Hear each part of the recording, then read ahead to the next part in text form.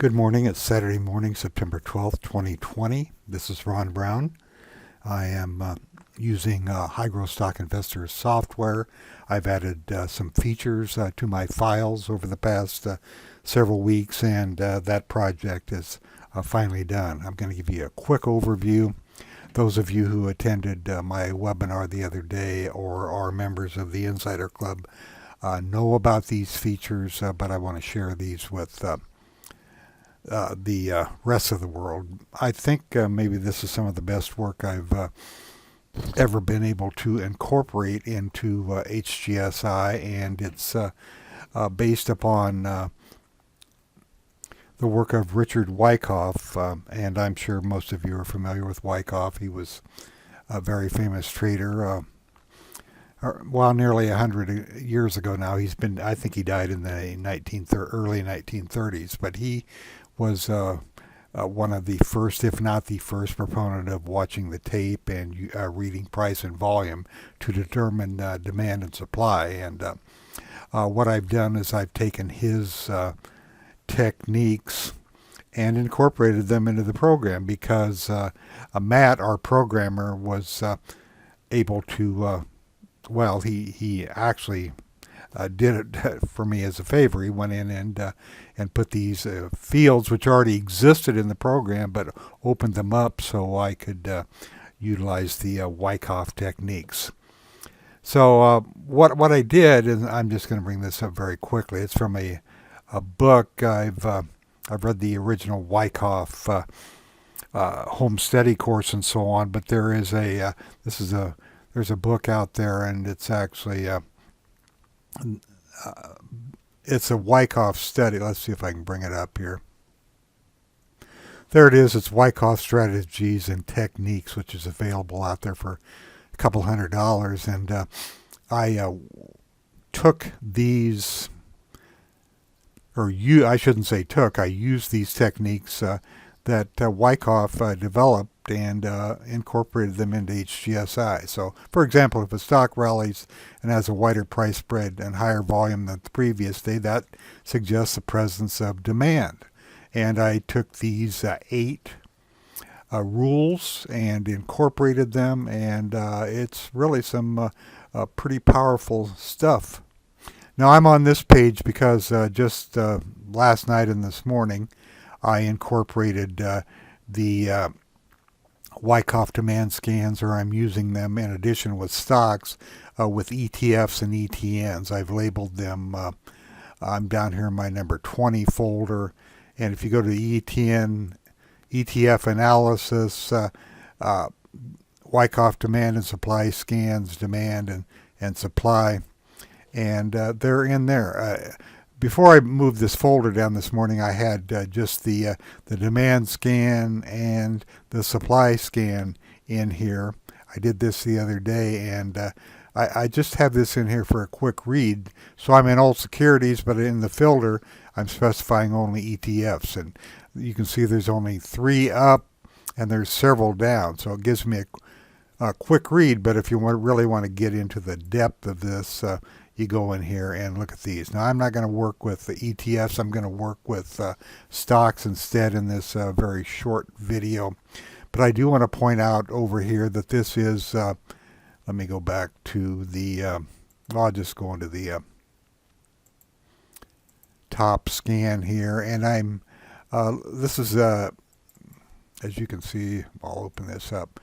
I'm using ETFs or ETNs. And this is soybeans. I mean, I would never look at soybeans, but just by using these scans, I can see that there has been demand for these soybeans. Now, this is a chart I had before, but over last weekend, I decided, I think maybe I'll just incorporate the 4 bullish setups into one chart, and then I can really get a read on what's going on with a stock or an ETF. And these dark green lines represent demand, and the cyan lines represent lack of supply. So you get we get a really nice picture of demand or supply on any chart. Now this chart down here shows me if this ETF or ETN is trending long-term, medium-term, or short-term. And there's a gray bar up here when all three conditions are met. So we have a lot of insight here. But let's move over to the stock side. So I'm in all securities. You can screen for ETFs on all securities, but I'm going to move over to the stock side. And that would be down here.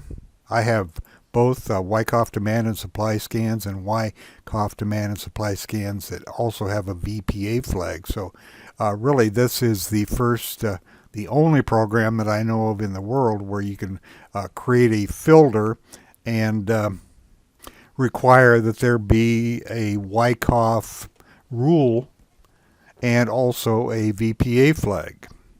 Now, I'm not really going to go into depth on all this. I don't want to take a bunch of time here, but I am going to sort on all securities, and this is my number one, Wyckoff's number one rule, and I'll bring this up, and this is 10-time genomics, and you can see that there were two high demand days right here, and then a spinning top, and then a huge move up yesterday. It was up 10.12% yesterday, but there were a couple of days of strong accumulation here based upon the Wyckoff rule of demand, higher volume, wider spread. And if you look over here, you can see that volume was very high, the spread was very high, and the close was very high. Now these conditions also had to be met here, and on this day, notice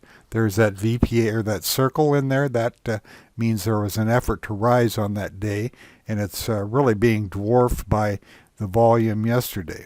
I'm going to see if I can move this over here. We'll get rid of that. And you can see that volume was higher here on these days, so the demand was coming in to this stock, and if I'd have been paying attention to this one, which I wasn't, unfortunately, but there are all kinds of opportunities that come up here. Let's just look at CX. I haven't looked at these stocks, and I just want to point out to you what's going on. Well, what do we have here? Well, we have a group going down. Groups play a central role in stock selection, and HGSI is one of the few programs out here. It's probably the only one that I know of that gives us a group line. You can see the group is coming down, but we're starting to see a lack of supply here, lack of supply here on these, and then the demand comes in. It's a little $3 stock, but it had a huge up day yesterday, 8.29%, and the prior day it also had a huge up day. Now this information, VPA volume, spread, and close, this information is also in the chart here. High, wide, and close very high. This matches up. Now let's go down here. Here's a stock that he did buy yesterday. I got into it a little bit late. I didn't notice it, but it was setting up. Notice the group. The group turned around. Back here, there's the low point in the group, and what do we have here? We have lack of supply and another lack of supply. By the way, on these charts, if you click on the I clicked on the wrong thing. You click on the effort to rise, it tells you, it gives a legend here. Dark green is higher volume, wider spread demand. Light green, wider spread at lower volume, lack of supply. Yellow, narrower price spread, lower volume, lack of supply. And then there's one more, cyan, which is narrow price spread, higher volume demand. So I can tell immediately that the supply, there's lack of supply. This closed near the high, about in mid-range here. And then yesterday there was a gap up. I got in around, I don't know, 15.20, I believe. And it closed the day pretty strong with an effort to rise. Let's take a longer term look at this chart. This is a daily chart. Notice how the group influences this stock and other stocks. And the group has turned up here. We'll see if I can get a new high out of this. I'm going to go to a I'll just go with the demand chart. This is where the demand only shows up. And let's look at a weekly chart of this. You can see that there's resistance over here at this point. This week it opened here, traded higher, and then fell back. See if this can surpass that. It is a high relative strength stock at 97. The EPS rank is 96, and the group rank is 70. So, it's got some credentials. It's in the cement and aggregate group. I'll see if I can make some money off of that, or some more money. Anyway, I'm not going to take this any further. If you're interested, if you're not a member of my Insider Club, you're certainly welcome to join to get these files. Otherwise, they're not available in HGSI. And I'm excited about the possibilities of this, because not only can I look at number one here on demand. Let's close these up. I can screen on any of these other rules, both on the long and the short side. So this one here, I'm going to go back to this chart, and I'll click on Flagstar Bank Corp. This is number 4, narrow spread, higher volume, lack of demand. Here's the spread is narrow, higher volume, close is very high here.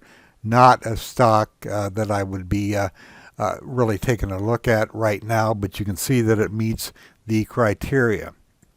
Let's look at Maverick Metals here. Now here is one where demand came in, a little pullback, but there is a VPA, which indicates no supply, sign of strength, lack of supply, here demand, and it's just lack of supply here. So very, very powerful combining these two together. Now here's Uber. What do we have here?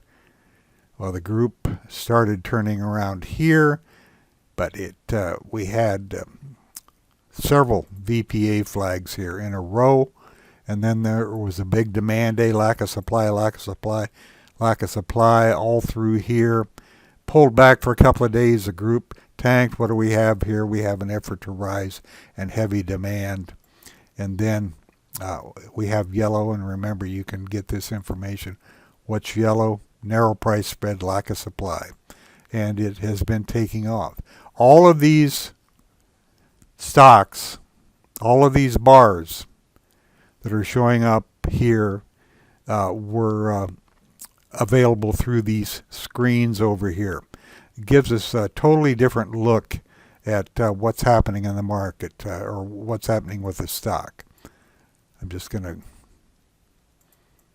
go look at let's just look at a base chart here. This is a Williams chart, Tom Williams, looking for higher closes with the green bars, higher close than the prior day. Yeah, there's a lot of information here, but let's combine this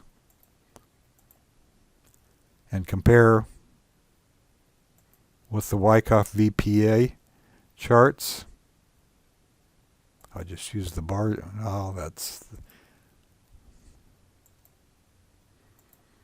I'm not finding what I'm looking for. There it is. I'm looking for the bar chart. So we get a lot of information out of this chart, but we get a lot more out of this one based upon the Wyckoff principles. Anyway, thanks for listening.